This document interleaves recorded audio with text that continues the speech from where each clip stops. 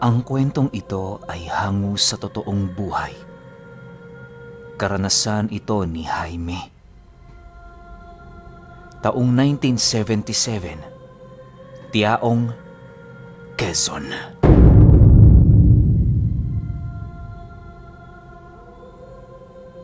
Itong mga panahong ito, nakatira malapit sa may sementeryo ang pamilya ni Jaime. Bagaman maraming usapin ang kumakalat sa lugar na yon, nagpatuloy pa rin silang manirahan doon. Ayon sa mga matatandang orihinal na tubo sa kanilang lugar, merong akasyang malapit sa may sementeryo na pinamamahayan ng mga ganad. Kapag gabi, marami ang umiiwas sa lugar na yon, gawa ng nakakarinig sila ng iba't ibang uri ng tinig at mga pananangis. May mga pagkakataon ding naririnig nila ang pagbiyak ng mga simento, indikasyon na merong nangingialam sa mga nicho. Ang labis lang noong ipinagtataka ng mga kakilala ni Jaime ay kung bakit kapag binabalikan nila yon ng umaga, wala naman silang nakikita. Napaka-ordinaryo ng sementeryong yon tuwing tumatama ang liwanag ng araw sa kalupaan, subalit bigla yung nag-iiba sa tuwing tumatalikod na ang haring araw. Dahil sa ganoong pangyayari, 4:00 pa lamang ng hapon nagsasara na sila. Hindi na din niya pinapalabas ang kanyang mga anak sa takot na mabiktima ito ng mga ganad. Para sa mga hindi nakakaalam, ang ganad ay isang uri ng aswang na kung saan madalas masilayan na nanananahan sa gilid ng sementeryo. Isa itong pinaghalong balbal at aswang na kung saan hindi namamalagi sa ordinaryong bahay na tinitirhan ng mga ordinaryong tao. Madalas din ito kung makisalamuha sa bayan upang maghanap ng kanilang bibiktimahin. Sinasabing ang mga ganad ay madalas na kumakain ng mga bangkay na kakalibing pa lamang at mga sanggol na nasa sinapupunan na 5 buwan pa lamang. Kapag nakikisalamuha ang mga ganad sa ordinaryong tao, masasabi mong ordinaryong tao din ang mga ito. Hindi mo makikita ang kanilang anyo kapag sinipat mo sila sa iyong binti o di naman kaya'y sa pagtingin lamang ng kanal sa pagitan ng kanilang ilong at labi. Napakatatalino ng mga ganad kung iisipin. Gawa ng hindi nila sinusukat ang kanilang lakas sa pamamagitan lamang ng pisikal. Eksperto ang mga ganad sa pakikipaglaban gamit ang kanilang pangkat upang masigurong hindi makakapalag ang kanilang biktima kapag nagkataon. Wala ding kinikilalang malakas na uri ang mga nilalang na yon sa kadahilanang kapag sama-sama sila, kahit gabunan pa hindi nila kinakatakutan. Ang pinaka nakakapangilabot na kakayahan ng mga ganad ay ang kakayahan nitong ikubli ang kanilang mga sarili sa paligid na kanilang kinaroroonan. May mga albularyong nagsasabi na lahat ng mga ganad ay orihinal na nagtatangan ng mutya ng gabi upang magawa ang ganoong paglalaro sa kanilang mga kalaban. Subalit may iilan sa mga antingerong tumutugis sa ganad ang pinabulaanan ang ganoong haka-haka. Napaka-imposibleng mangyari ang ganoong bagay gawa ng nasa panig ng kanan ang mutya ng gabi. Hindi ito basta-bastang kumikilala ng nilalang na magtatangan sa kanya, lalo pat kung ito ay nasa panig ng kaliwa. Naniniwala din ng mga antingero na kapag sinubukan nilang pagharian ang mutyang yon, kamatayan lamang ang naghihintay sa kanila. Dahil sa ganoong usapin na kumakalat sa kanilang lugar, kaya na may matinding takot ang naidulot nito sa kanilang baryo. Kahit papaano kampante pa naman ang iilan, gawa ng hindi pa gaanong nagpaparamdam ang mga ganad sa kanilang lugar. Pero alam niyo ba, noong taong ito marami na ang namamatay sa kabilang baryo dahil sa pag-atake ng mga aswang na halos hindi nila magawang masilayan. Ayon sa iilang mga nakakita, kusang naglalaho ang mga ganad kapag dumarating na sa puntong nakuha na nila ang kanilang pagkain. Kabaliktaran din sa balbal, hindi ito umaatake kapag lamay ng isang bangkay, bagkus ay naghihintay sila ng pagkakataon na mailibing ito. Mas matagalang bangkay na pinaglalamayan, mas masarap para sa kanila. Karaniwan ding nakakalaban ng mga ganad ang mga balbal sa kadahilan ng nakikipag-agawan nito sa kanila ng bangkay. Subalit dahil sa natatanging kakayahan ng mga ganad, kung kaya't maging ang mga balbal, nire-respeto ang kanilang presensya. Kapag napagtanto ng mga ito na meron ng marka ng ganad ang isang lamay, hindi na sila nangangahas pang makipagkompetensya. Sa pagsapit ng pista sa baryo nila Jaime, naging maayos naman ang lahat. Pansamanta nilang kinalimutan ng tungkol sa mga ganad, gawa ng araw yon ng pagsasaya. Sa loob ng isang linggo, inuman dito at kainan doon ang kanilang inatupag. Napakasaya noon nila Jaime, gawa ng yon ang kanilang pagkakataon upang magsama-sama ng kanyang mga dating kaibigan. Abala na kasi silang lahat sa trabaho, gawa ng halos lahat meron ng pamilyang pinapakain. Kapag umaga, isinasama niya ang kanyang asawa at mga anak patungong baryo, subalit kapag gabi, minamabuti niyang iwan na lamang ito sa kanilang bahay. Hindi rin kasi biro ang daan patungo sa lugar na yon, lalo pat mapapadaan sila sa sementeryo. Bagaman hindi nasakop ng mga ganad ang edad ng kanyang mga anak, pinipili niya pa ring umiwas kahit papaano. Sa pagtungtong ng araw ng Biyernes, 4:00 pa lamang ng hapon naghahanda na itong si Jaime. Bale, hinihintay niya ang kanyang mga kaibigan na tumungo sa kanyang tahanan. Sa pagdating nito, dali-dali naman yung pumasok sa loob ng kanilang bahay. Oy Jaime, ano na? Di pa ba tayo lalakad? Bungad na tanong nito sa kanya pagpasok ng kanilang bahay. Sandali lang. Ito naman magluluto lang ako. Hindi ako pwedeng umalis dito nang wala pa silang makakain. Alam mo naman kapag nagalit tong asawa ko, abay hindi na ako makakaulit. Pabirong sagot naman dito ni Jaime. Nang marinig ito ng kanyang kaibigan, tumawa lang naman yon habang hinahawakan sa ulo ang isa sa kanyang mga anak. Ilang minuto pa ang lumipas, hindi na din sila nagtagal sa tahanan ni Jaime, gawa ng malapit nang pumatak ang 5:00 ng hapon.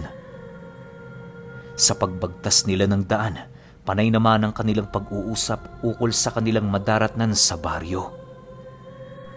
Ngunit pagdaan nila sa sementeryo, bigla namang naantala ang kanilang pag-uusap nang makasilay sila ng mga taong nakaputing damit na merong bitbit na kabaong. Sa puntong yon, biglang kinabahan itong si Jaime, gawa ng nasisiguro niya na merong gagawin na namang kakaiba ang mga ganad. Pagsipat niya sa puno ng akasya sa gilid ng sementeryo, bigla namang binalot ng kilabot ang kanyang katawan nang makasilay siya doon ng isang muka na nagmamasid sa paglibing ng bangkay.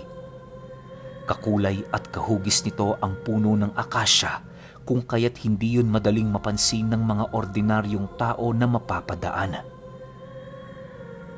Sa takot noon ni Jaime, agad naman niyang ibinaling sa daan ang kanyang paningin at nagpanggap na wala siyang nakikita. Nang makalagpas na sila sa sementeryo, halos hindi na siya makausap ng tuwid ng kanyang kaibigan. Pakiramdam niya kahit anong pagsasalita nito, wala siyang maintindihan. Sa pagdating nila sa baryo, balisang-balisa pa rin ang kanyang katawan. Kahit nais niya na noong umuwi, hindi siya pinahintulutan ng kanyang mga kaibigan. Aminado kasi noon si Jaime na siya ang nagnais ng kanilang pagtitipon noong gabing yon. Sa pag-uumpisa ng kanilang inuman, pinilit niyang kalimutan ang lahat ng bagay na kanyang nakita. Purong biro at pagpapasaya na lamang ang inatupag niya sa pagbabakasakaling magagawa niyang malimot ang tungkol sa mga ganad. Ilang oras pa ang lumipas, unti-unti nang nanuot sa kanyang kalamnan ang espiritu ng alak. Habang tumatagal ang kanilang inuman, mas lalong nagkakaroon ng lakas itong si Jaime na makita ng harapan ang mga ganat. Nang madapo na ang kanilang usapin tungkol sa mga nilalang na yon, kung ano-ano ng pangungutya ang kanilang ginawa. Kesyo, panakot lang ang mga ganad, hindi yun totoo, mga baliw lamang ang nagpakalat ng kwentong yon, at kung ano-ano pang masasakit na salita na patuloy nilang ibinabato sa mga nilalang na hindi naman sila inaano. Subalit lingid sa kaalaman ng mga taong kainuman ni Jaime, patago na palang nakikinig sa kanila ang mga nilalang na yon. Sa pagsapit ng 10:00 ng gabi, isang bote na lamang ang natitira sa reserba nilang alak. Napagkasunduan nilang huli na ang boteng yon, gawa ng ang iilan sa kanila halos hindi na makatayo dahil sa sobrang pagkalasing. Si Jaime noon, pasuray-suray na ang leeg habang nakaupo. Ang kanyang kasama naman, nakahiga na sa lupa habang patuloy na sumusuka. Ilang minuto pa ang lumipas, paisa-isa na ngang nagsiuwian ang kanilang mga kasama. Dahil sa sila ang may malayong bahay, kaya na may sinamahan sila ng iilan nilang kaibigang matakaw sa alak. Ayon kay Jaime na, kahit ilang alak pa ang ipainom mo sa mga ito, para bang hindi yun tinatamaan ng kalasingan. Sa pagpapatuloy ng kanilang paglalakad patungo sa kanyang tahanan, panay naman ang kanilang pag-uusap. Kahit magkakatabi na sila noon, may iilan pa ring sumisigaw sa kanila dahil sa labis na kalasingan. Nang marating nila ang sementeryo, bahagya naman silang tumahimik dahil sa pagsimoy ng isang napakalamig na hangin. Sa isang iglap, nakarinig naman sila ng mga pag-iiyak sa gilid at mga paghuni ng iilang mga ibon na bagong-bago pa lamang sa kanilang pandinig. Pinilit pa nila yung hanapin pero bigo silang yon ay masilayan. Habang binabagtas nila ang daan, nanlalamig namang humawak ang kanyang kaibigan sa kanyang braso habang pabulong na nagwiwika ng, Jaime, di kayo narinig nila ang pag-uusap natin kanina? Paano kung patayin nila tayo? "Huy, huwag kang nga ganyan. Kwentong bayan lang ang mga ganad. Walang katotohanan ng kanilang pag-iral. Ikaw naman para kang bata eh." Sagot naman niya rito sa kabila ng mga bagay na kanyang nasilayan bago sila tumungo sa baryo. Sa pagdaan nila sa puno ng akasya, laking gulat na lamang nila nang makarinig sila ng isang tinig na kumakanta. Unti-unting lumalakas ang tinig na yon, indikasyon na papalapit sa kanila ang nilalang na lumilikha ng tunog. Pagsilay nila sa puno, laking gulat na lamang nila nang masipat nila roon ang isang wangis ng taong nilalang na nakalutang habang dahan-dahang lumalapit sa kanilang kinaroroonan. Kahalintulad ng balat nito ang balat ng puno ng akasya, kaya na may hindi nila yun gaanong makita. Pero si Jaime noon, kahit lasing na lasing, kitang-kita niya ang nilalang na yun. Habang hinihila siya ng kanyang kaibigan, tila ba hindi niya magawang sumunod dito na para bang dinadagana ng kung anong mabigat na bagay ang kanyang mga paa. Pagturo niya sa ganad, agad naman doong napasilay ang kanyang mga kasama at kasabay nito ang pagsipulasan ng mga ito papalayo sa lugar. Si Jaime at ang kaibigan niya naiwang nakatayo habang nananatiling tulala. Ni katiting na paghakbang papalayo ay hindi nila nagawa dahil sa naunahan na sila ng takot. Sa pagsilay ng ganad sa kanyang mga kasamang nananakbo, mabilis na naman itong sumugod ng walang pagdadalawang isip. Bago pa man tuluyang makalayo sa sementeryo, nagawa na yung mahuli ng ganad. Kahit hindi nakita ni Jaime ang nangyari sa mga kaibigan niyang yon, rinig na rinig niya ang huling sigaw ng mga ito. Ilang minuto pa ang lumipas, bigla namang bumalik sa kanilang harapan ang babaeng ganad, bitbit ang dalawang katawan ng kanilang kasama. Pagsilay nila sa kalunos-lunos na sinapit ng kanilang kaibigan, kitang-kita nila yung nakaharap na sa kanilang likod, ang kanilang mga pagmumuka. Pagbagsak ng mga nilalang ng mga katawan nito sa kanilang harapan, agad naman itong nilapitan si Jaime habang nagwiwika ng, "Pasalamat ka, kilala kita. Papakawalan ko kayo pero sa isang kondisyon. Kayo ang sumalo sa pagkamatay ng tatlong ito. Pagdusahan niyo ito sa kulungan at sa pamamagitan niyan, matutubos niyo sa akin ang inyong mga buhay. Paalala, Jaime, kapag itinanggi mo ang kanilang pagkamatay, iisa-isahin ko ang iyong mga anak at kadugo." Matapos nitong makapagsalita, agad naman yung tumalikod sa kanila habang mabilis ang naglalaho na parang bula. Sa pagkawala ng mga nilalang na yon, dali-dali naman silang kumaripas ng takbo patungo sa kanyang tahanan. Nang medyo malayo-layo na sila sa lugar, paulit-ulit namang itinanggi ng kanyang kaibigan na ayaw niyang sumama kay Jaime sa kulungan. Giit nito, hindi naman siya ang kinausap ng nilalang na yon, kung kaya't wala siyang basihan upang sumunod kay Jaime sa loob ng kulungan. Nang marinig niya ang sinabi nito, wala naman siyang nagawa dahil may karapatan din naman ang kanyang kaibigan kahit papaano na ipagpatuloy ang kanyang buhay. Maging siya, aminado din na gano'n ang kanyang gagawin kung sakali mang nalagay siya sa sitwasyon nito. Sa pagsapit ng umaga, agad namang pumutok ang balita ukol sa pagkamatay ng tatlo nilang kainuman.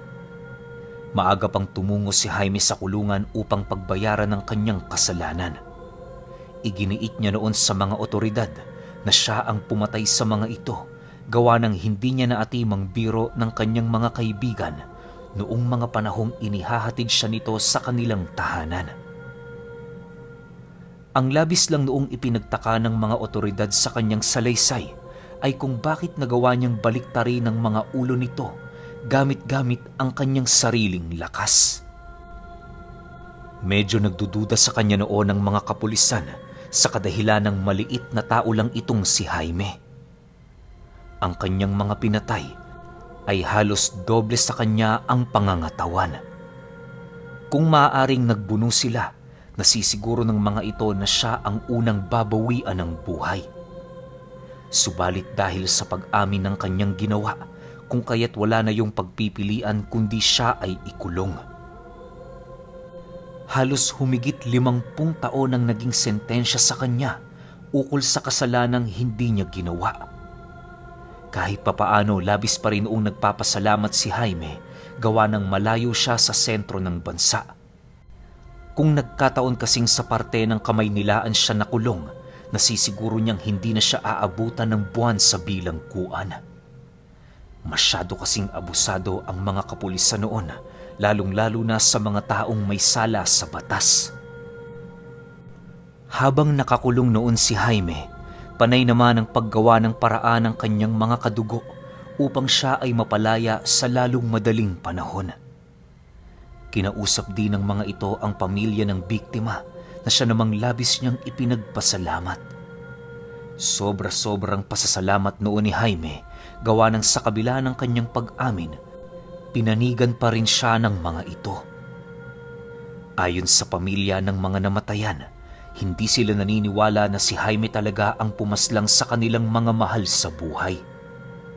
Maaaring meron lang itong malalim na dahilan kung bakit niya inamin ang kasalanang hindi naman siya ang may gawa. Habang nagdudusa noon si Jaime sa kulungan, May iilang albularyo ang nagduda na kagagawan ng mga ganad ang pagkamatay ng tatlo. Upang mas lalong mabigyan ng sapat na ebidensya ang kanilang mga haka-haka, gumawa sila ng hakbang sa sementeryo. Inabot din ng ilang araw ang kanilang ginawang ritual hanggang sa dumating ang puntong nagawa na nilang matuklasan ang pugad ng mga ganad. Ayon sa ama noon ni Jaime, nakipaglaban ang mga albularyong yon umaga man o gabi. Sa 5 bilang ng mga ito, isa sa kanila ang namatay at 2 naman ang nabaliw dahil sa mga patibong na ikinalat ng mga nilalang sa sementeryo. Subalit kahit nagsakripisyo sila ng 3 nilang mga kasama, nagawa naman nilang mapaslang ang 10 sa mga ganad na naninirahan sa akasya.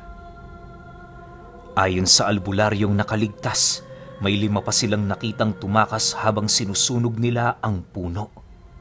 Hindi na nila yun sinubukan pang sundan, gawa ng maaari silang malagay sa alanganin kapag ginawa nila ang bagay na yon. Makalipas lamang ang 2 buwan, nabalitaan ni Jaime ang pagkamatay ng kanyang kaibigan at ng pamilya nito. Natagpuan yung nakabaliktad ang ulo at wala ng dugo sa kanilang mga katawan. Pagtingin ng albularyo sa pagkamatay ng mga ito, isa lang ang nakita niyang may sala at yon ay ang mga ganad. Matapos niyang mabalitaan ang tungkol sa bagay na yon, wala naman siyang nagawa dahil alam niya sa kanyang sarili na wala siyang sala sa pagkamatay nito. Ilang ulit na niya yung sinabihang sumama sa kanya pero hindi yun nakinig. 1 taon pa ang lumipas, wala nang balita ng mga ganad sa kanilang lugar. Bagaman may nasisipat na mga balbal sa kanilang baryo, kampante naman noon ng mga albularyo, sa kadahilanang hindi naman yun gaanong mapaminsala. Akala ni Jaime ang pananatili niya sa kulungan ang magliligtas sa kanya mula sa tiyak na kapahamakan. Pero nagkamali siya. Isang araw, habang nag-ayos sila ng kanilang mga pananim sa bilangguan, meron siya doong nasipat na isang lalaki na merong maputing mata. Nakatitig yun sa kanya na parabang sinusubaybayan nito ang kanyang mga galaw. Dahil sa hindi naman niya yung kilala, kaya na may ang ginawa niya ipinagsawalang bahala na lamang ang mga bagay na kanyang nakita. Pero alam niyo ba, na sa pagsapit ng gabi noong araw na yon, muling naganap sa buhay ni Jaime ang isang kaganapang kailanmay hindi na niya lubos pang inaasahan. Habang nasa kasagsagan siya noon ng pamamahinga, bigla naman siyang nagising nang makarinig siya ng isang tinig sa kanyang isipan. Jaime, tumayo ka dyan. Meron lang akong sasabihin sa'yo. Wika ng nilalang sa kanyang tenga. Pagmulat ng kanyang mga mata, bumungad sa kanya ang lalaking merong namumuting mga mata na halos lumapat na sa kanyang pagmumuka ang labi nito. Dala ng labis na pagkagulat noon ni Jaime, dali-dali naman siyang napabalikwas sa hinihigaan niya pero nang akmang tatayo na siya, agad naman siya nitong hinawakan gamit-gamit ang daliri nitong merong mahabang kuko. Patay na ang asawa ko. Salamat sa iyo. Napakalayo pa ng nilakbay ko para makita ka. Ang taong naging mitya ng pagtatapos ng buhay ng aking pamilya. Wika ng nilalang na yon. Matapos nitong makapagsalita, agad naman itong hinubad ang kanyang damit habang dahan-dahang inuukitan siya sa kanyang dibdib ng mga simbolong hindi niya gaanong maunawaan. Alam ni Jaime na sumpa ang bagay na yon sa kadahilanang habang inuukit ito ng nilalang, ramdam niya ang pagkalas ng kanyang kaluluwa. Ilang minuto pa ang lumipas, dahan-dahan naman yung lumayo at kasabay nito ang pagtitig sa kanya habang patuloy na nakangiti. Sa isang iglap naglaho ang nilalang na yon sa pader ng kulungan at kasabay nito ang pagkalas sa kanyang katawan ng kanyang ulirat. Paggising niya kinabukasan, sakto namang pumunta ang kanyang dalaw. Dala ng kanyang pangamba para sa sarili niyang buhay, inilahad niya sa kanyang kapatid ang mga pangyayaring kanyang dinanas.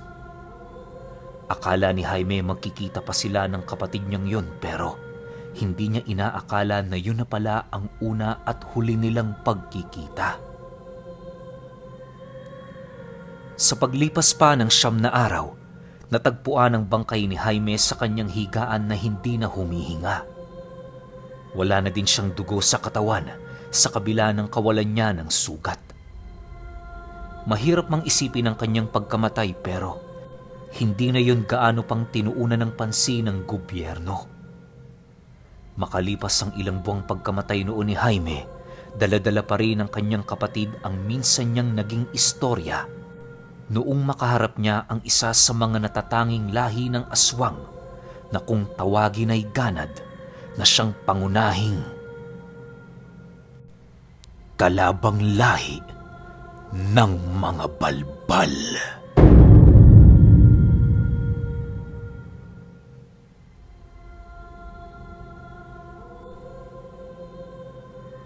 Okay, opinyon ko sa kwento. Grabe, sobrang lakas ng mga ganad, no? Alam nyo, ngayon ko lang narinig yung tungkol sa lahi na to. Kasi ang alam ko lang talagang kumakain ng mga bangkay, alam ko, majority rin naman sa inyo, alam na mga balbal talaga yon. Pero meron palang kinakatakutang lahi itong balbal. Tapos yun yung mga ganad. Hindi ko masabi na purong aswang Kasi kung papansinin nyo yung takbo ng kwento, parang naninirahan sila sa puno ng akasya. Parang dun yung pinaka-base nila. So, paano ka ba mapupunta ron? Siyempre, di ba, kailangan pa ng kabilang dimensyon. Siguro may lahi itong engkanto, kung hindi man kalahati. Siguro mga 1/4. Ganun yung tingin ko rito. Pero ang saklap lang nito kasi nga, namatay yung bida natin, si Jaime. Pero wala tayong magagawa. Yung kasi talaga yung takbo ng kwento At saka, inako ni Jaime yung kasalanan na hindi naman niya ginawa para maligtas yung pamilya niya. Maski ako, ganun yung gagawin ko. Pero kayo, kung may opinyon kayo sa kwentong ito, i-comment nyo lang sa baba. Yun lang. Hanggang sa susunod na kwento. Salamat.